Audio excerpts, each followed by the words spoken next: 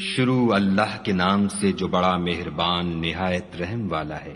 اے پیغمبر صلی اللہ علیہ وآلہ وسلم، جو عورت تم سے اپنے شوہر کے بارے میں بحث و جدال کرتی اور خدا سے شکایت رنج و ملال کرتی تھی، خدا نے اس کی التجا سن لی اور خدا تم دونوں کی گفتگو سن رہا تھا۔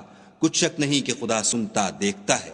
جو لوگ تم میں سے اپنی عورتوں کو ماں کہہ دیتے ہیں وہ ان کی مائیں نہیں ہو جاتی، ان کی مائیں تو وہی ہیں جن کے بطن سے وہ پیدا ہوئے۔ بے شک وہ نامعقول اور جھوٹی بات کہتے ہیں، اور خدا بڑا معاف کرنے والا اور بخشنے والا ہے۔ اور جو لوگ اپنی بیویوں کو ماں کہہ بیٹھیں پھر اپنے قول سے رجوع کر لیں تو ان کو ہم بستر ہونے سے پہلے ایک غلام آزاد کرنا ضرور ہے۔ مومنو، اس حکم سے تم کو نصیحت کی جاتی ہے، اور جو کچھ تم کرتے ہو خدا اس سے خبردار ہے۔ جس کو غلام نہ ملے وہ مجامعت سے پہلے متواتر 2 مہینے کے روزے رکھے۔ جس کو اس کا بھی مقدور نہ ہو اسے 60 محتاجوں کو کھانا کھلانا چاہیے۔ یہ حکم اس لیے ہے کہ تم خدا اور رسول کے فرما بردار ہو جاؤ، اور یہ خدا کی حدیں ہیں، اور نہ ماننے والوں کے لیے درد دینے والا عذاب ہے۔ جو لوگ خدا اور اس کے رسول کی مخالفت کرتے ہیں وہ اسی طرح ذلیل کیے جائیں گے جس طرح ان سے پہلے لوگ ذلیل کیے گئے تھے، اور ہم نے صاف اور صریح آیتیں نازل کر دی ہیں۔ جو نہیں مانتے ان کو ذلت کا عذاب ہوگا۔ جس دن خدا ان سب کو جلا اٹھائے گا تو جو کام وہ کرتے رہے ان کو جتائے گا۔ خدا کو وہ سب کام یاد ہیں اور یہ ان کو بھول گئے ہیں، اور خدا ہر چیز سے واقف ہے۔ کیا تم کو معلوم نہیں کہ جو کچھ آسمانوں میں ہے اور جو کچھ زمین میں ہے خدا کو سب معلوم ہے؟ کسی جگہ 3 شخصوں کا مجمع اور کانوں میں صلاح و مشورہ نہیں ہوتا مگر وہ ان میں چوتھا ہوتا ہے، اور نہ کہیں 5 کا مگر وہ ان میں چھٹا ہوتا ہے، اور نہ اس سے کم یا زیادہ مگر وہ ان کے ساتھ ہوتا ہے، خواہ وہ کہیں ہوں۔ پھر جو کام یہ کرتے رہے ہیں قیامت کے دن وہ ایک ایک ان کو بتائے گا۔ بے شک خدا ہر چیز سے واقف ہے۔ کیا تم نے ان لوگوں کو نہیں دیکھا جن کو سرگوشیاں کرنے سے منع کیا گیا تھا، پھر جس کام سے منع کیا گیا تھا وہی پھر کرنے لگے؟ اور یہ تو گناہ اور ظلم اور رسول خدا کی نافرمانی کی سرگوشیاں کرتے ہیں۔ اور جب تمہارے پاس آتے ہیں تو جس کلمے سے خدا نے تم کو دعا نہیں دی اس سے تمہیں دعا دیتے ہیں، اور اپنے دل میں کہتے ہیں کہ اگر یہ واقعی پیغمبر ہیں تو جو کچھ ہم کہتے ہیں خدا ہمیں اس کی سزا کیوں نہیں دیتا؟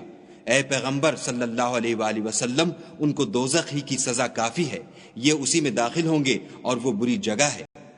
مومنو، جب تم آپس میں سرگوشیاں کرنے لگو تو گناہ اور زیادتی اور پیغمبر کی نافرمانی کی باتیں نہ کرنا، بلکہ نیکوکاری اور پرہیزگاری کی باتیں کرنا، اور خدا سے جس کے سامنے جمع کیے جاؤ گے ڈرتے رہنا۔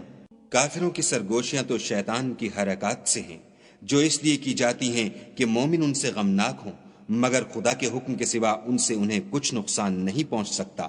تو مومنوں کو چاہیے کہ خدا ہی پر بھروسہ رکھیں۔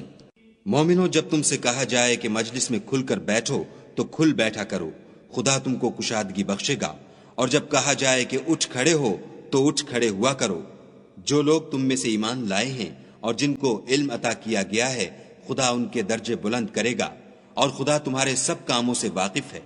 مومنو، جب تم پیغمبر کے کان میں کوئی بات کہو تو بات کہنے سے پہلے مساکین کو کچھ خیرات دے دیا کرو، یہ تمہارے لیے بہت بہتر اور پاکیزگی کی بات ہے۔ اور اگر خیرات تم کو میسر نہ آئے تو خدا بخشنے والا مہربان ہے۔ کیا تم اس سے کہ پیغمبر کے کان میں کوئی بات کہنے سے پہلے خیرات دیا کرو ڈر گئے؟